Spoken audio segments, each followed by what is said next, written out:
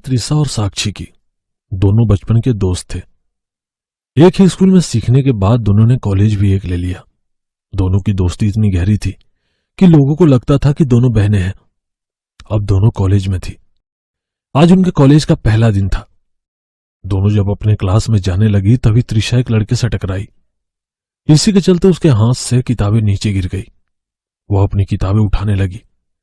तब वह लड़का भी उसकी मदद करने लगा। तभी उसने उस लड़के की ओर देखा। वह लड़का बहुत हैंडसम था। त्रिशा बस उस लड़के की तरफ देखती रही। हेलो। हाँ हाँ। आई एम सॉरी, मैं थोड़ा जल्दी में था, मैंने आपको देखा नहीं। कोई बात नहीं, इट्स ओके। रोहित वहां से चला गया, पर त्रिशा उसे ही देखती रहती है। क्या हुआ त्रिशा, कहीं तुझे पहली नजर में प्यार तो नहीं हुआ? नहीं नहीं, मैं तो बस यूं ही। चलो क्लास का टाइम हो गया। दोनों अपने अपने क्लास में चले जाते हैं। तभी वह देखती है कि रोहित भी उन्हीं के क्लास में है। उसे देखकर त्रिशा खुश हो जाती है। तभी टीचर आ जाती है और क्लास शुरू हो जाती है। त्रिशा बस रोहित के बारे में ही सोचती रहती है। घर में रोहित की यादों में, तो कॉलेज में रोहित को छुप छुप कर देखकर त्रिशा के दिन गुजरने लगे। साक्षी को भी ये बात पता चली। त्रिशा, एक बात सच सच बताना, तुम रोहित से प्यार करने लगी हो ना? अब बोल भी दो, अपनी दोस्त से क्या शर्माना। हाँ तो जा ना, उसे प्रपोज कर। नहीं, मुझे डर लगता है।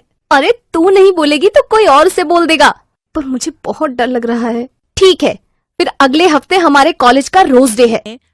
आखिरकार रोज डे आ जाता है। साक्षी एक रोज और लिफाफा जिसके अंदर आई लव यू लिखा होता है रोहित की सीट पर रख देती है। रोहित अपनी जगह पर आता है तो वह लेटर उसे मिलता है। लेटर पढ़कर वह मुस्कुराता है और इधर उधर देखता है तो वहां कोई नहीं होता। तभी पीछे से श्रुति आती है और रोहित को कहती है, रोहित आई लव यू। जब से मैंने तुम्हें पहले दिन से देखा है तब से मैं तुम्हें पसंद करने लगी हूं। साक्षी और त्रिशा ये सब खिड़की से देख रहे होते हैं। ये सब देखकर त्रिशा रोने लगती है और वहां से चली जाती है। अगले दिन से रोहित और श्रुति के रिलेशनशिप की खबर सारे क्लास में हो जाती है। त्रिशा को यह बर्दाश्त नहीं होता और वो कॉलेज जाना छोड़ देती है। यह देखकर साक्षी त्रिशा के घर जाती है और उसे समझाने की कोशिश करती है। त्रिशा, तुम ऐसा क्यों कर रही हो? क्या ऐसा करने से रोहित तुम्हें मिल जाएगा? मुझे समझाने से अच्छा है कि तुम अपनी बहन को समझाओ। वो मेरे और रोहित के बीच में आई है। श्रुति साक्षी की सौतेली बहन थी। दोनों में ज्यादा बनती नहीं थी और दोनों एक दूसरे से ज्यादा बात नहीं करते थे।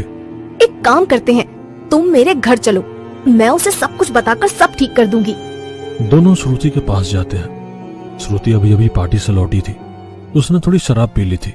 श्रुति, तुम रोहित से ब्रेकअप कर लो, क्योंकि त्रिशा उससे प्यार करती है। क्या मैं ब्रेकअप कर लूं? और वो भी इस त्रिशा के लिए? बिल्कुल नहीं। देखो, हम तुम्हें प्यार से समझा रहे हैं, वरना क्या कर सकती हो तुम? ऐसा कहकर श्रुति साक्षी को धक्का देने लगी। तभी त्रिशा बीच में आ जाती है। वरना तुम्हारे लिए अच्छा नहीं होगा। रोहित सिर्फ मेरा है, सिर्फ मेरा। तुम धमकी दे रही हो मुझे?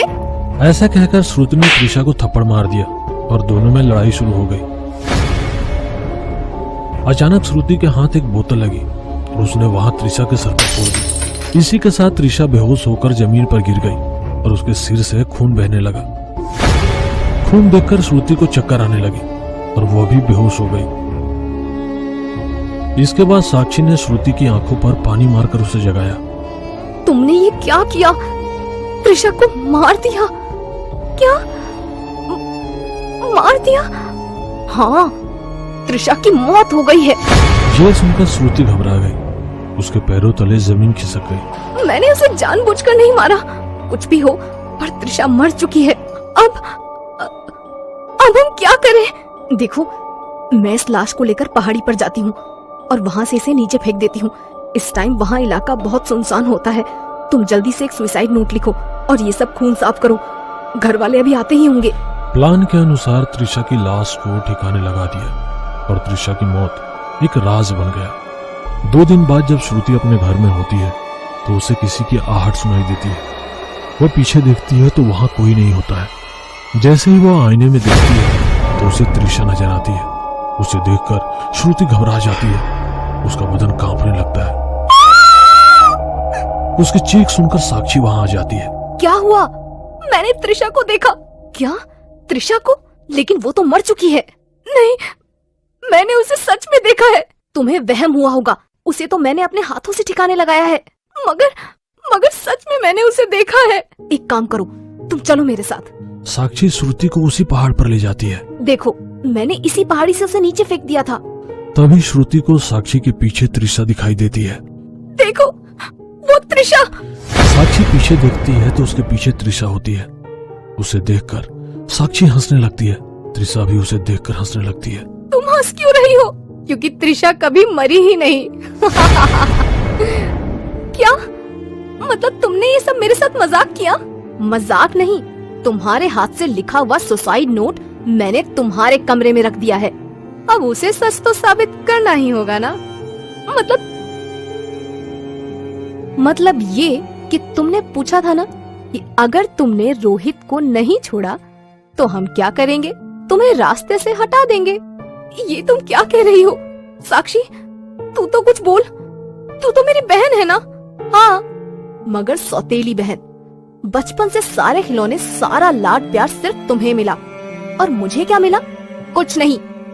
अब मैं तुम्हें हटाकर वो सब कुछ हासिल कर लूंगी जिस पर बचपन से मेरा हक था।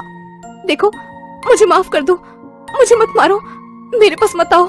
नहीं नहीं,